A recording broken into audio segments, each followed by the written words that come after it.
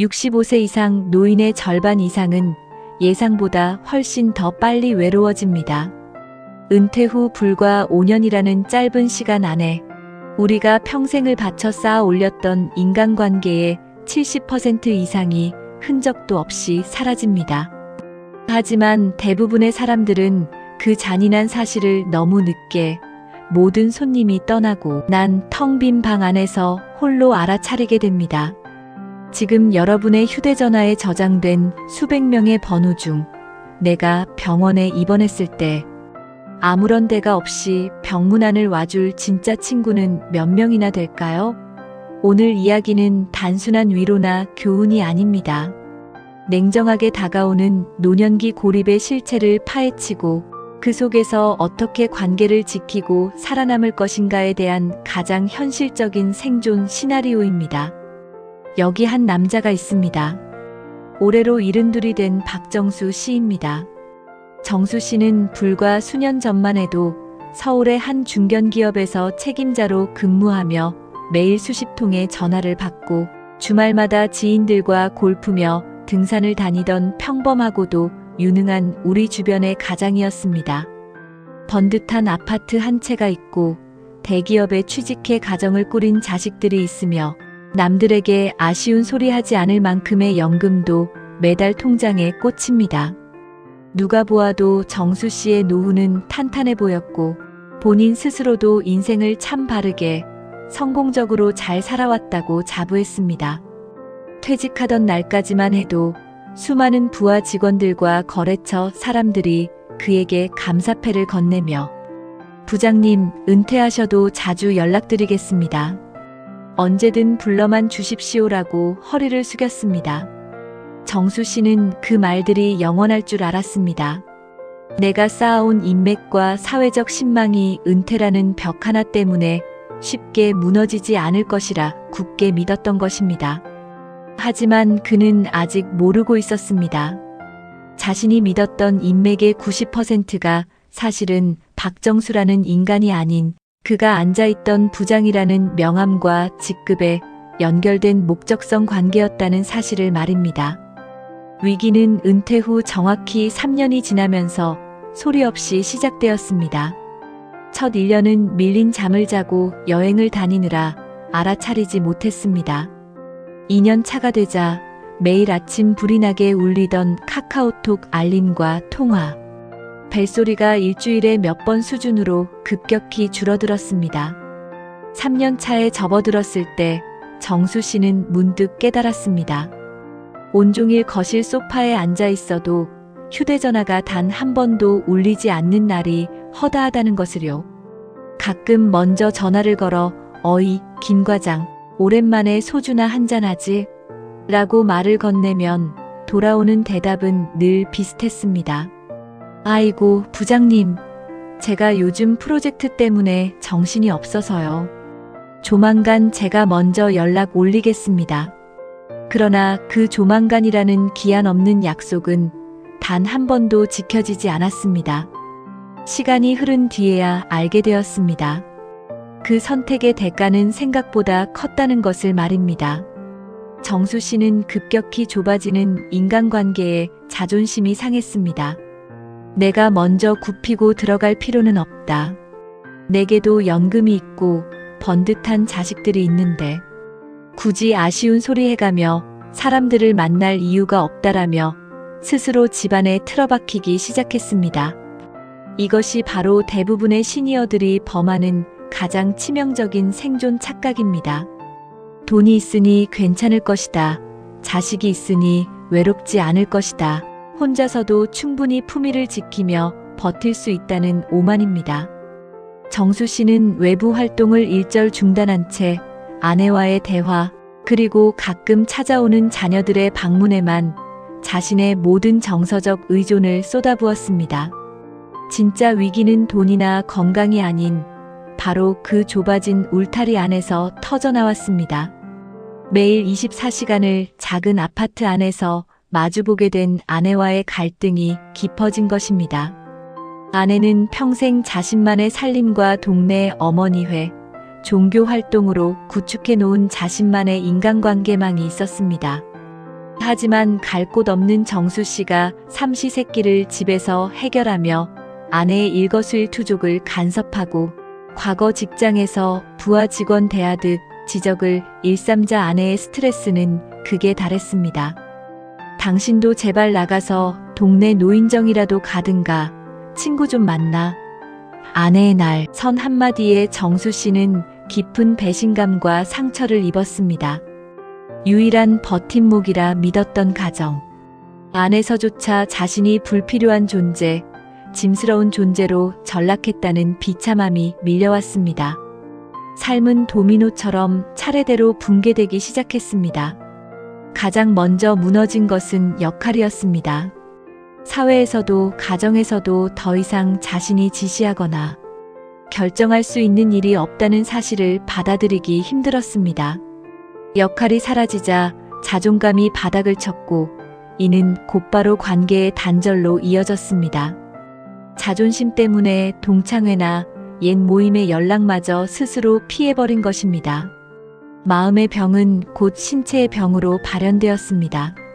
하루 종일 소파에 누워 TV만 바라보며 움직이지 않으니 대사 능력이 떨어지고 불면증과 함께 만성 소화불량이 찾아왔습니다. 병원 대기실에 홀로 앉아 차례를 기다리는 동안 정수 씨는 주위를 둘러보았습니다. 수많은 노인들이 저마다 힘없는 눈으로 바닥을 응시하고 있었습니다. 그제야 정수 씨는 가슴이 철렁 내려앉았습니다. 아, 나도 저들과 똑같이 아무도 찾지 않는 독거노인의 길로 걸어가고 있구나. 이 처절한 고립의 끝에서 정수 씨가 깨달은 생존의 통찰은 아주 차갑고 명확했습니다. 노년기의 외로움과 우울감은 주변에 아는 사람이 없거나 대화할 친구가 부족해서 찾아오는 것이 아니었습니다. 내가 누군가에게 더 이상 필요하지 않은 존재라고 느끼는 순간 내 존재의 가치가 세상에서 완전히 지워졌다고 믿는 순간에 진짜 지옥이 시작되는 것이었습니다. 제목으로 끝내지 말고 이제 실질적인 생존 시나리오를 알아보겠습니다.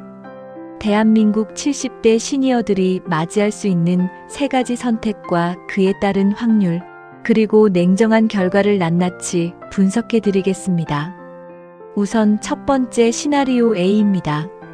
과거의 명암과 체면을 완전히 리셋하고 수평적 관계를 맺는 좋은 선택입니다. 이 시나리오는 현재 대한민국 은퇴자 중 약 20% 정도만 간신히 성공하고 있습니다. 이들은 퇴직하는 순간 과거의 직급을 쓰레기통에 버립니다. 동네 구민체육센터의 파크골프반이나 주민센터의 요리, 교실에 등록해 자신보다 대여섯 살 어린 사람에게도 먼저 고개를 숙이며 제가 초보인데 많이 가르쳐 주십시오라고 손을 내밉니다. 내 말은 30%만 하고 상대방의 말을 70% 들어주는 경청의 원칙을 철저히 지킵니다. 이 선택의 결과는 놀랍습니다. 85년간 인간을 추적한 하버드대 연구 결과처럼 새로운 공감대로 맺어진 34명의 동네 친구 덕분에 만성, 우울증 발병률이 300% 이상 감소하고 인지기능이 유지되어 치매 위험에서 멀어집니다. 배우자와의 관계 역시 적절한 거리감이 유지되어 행복지수가 급상승합니다. 다음으로 두 번째, 시나리오 B입니다. 현실과 타협하며 외로움을 묵묵히 견뎌내는 평범한 선택입니다. 은퇴자의 약 55%가 이 경로를 밟습니다. 자식들에게 손 벌리지 않고 각자의 연금으로 생활하며 가끔 복지관에 나가 바둑을 두거나 산책을 하지만 깊은 속내를 털어놓을 친구는 만들지 못합니다. 나이 들어서 무슨 새 친구냐, 그냥 민폐 끼치지 말고 조용히 살다 가자라는 마인드입니다. 이 선택의 결과는 현상 유지처럼 보이지만 시간이 흐를수록 완만하게 하강 곡선을 그립니다. 배우자가 먼저 세상을 떠나거나 신체적 질병이 찾아와 병원 침대에 눕는 순간 급격한 사회적 고립 상태에 빠지게 됩니다. 연락을 주고받는 이가 없어 고독감의 수치가 매년 15%씩 누적 증가하며 노년기 정신건강 지표가 서서히 악화되는 위험을 안고 있습니다. 마지막으로 세 번째, 시나리오 C입니다. 과거의 지위에 집착하며 문을 닫아거는 최악의 선택입니다. 매우 안타깝게도 은퇴자의 약 25%가 이 파멸의 시나리오로 걸어 들어갑니다. 모임에 나가면 내가 왕년의 마리아라며 훈수를 두고 밥값 계산을 할 때는 슬그머니 뒤로 빠지거나 반대로 과도하게 대접받기를 원합니다. 주변 사람들이 하나둘 연락을 끊으면 버릇없는 놈들이라며 비난하고 스스로를 방안의 제왕으로 고립시킵니다. 이 선택의 대가는 참혹합니다.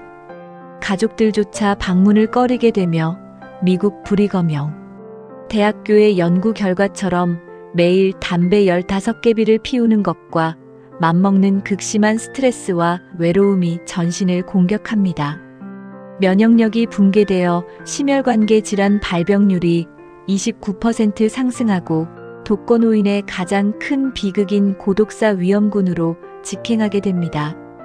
이제 화면을 보고 계신 시청자 여러분께 묻겠습니다.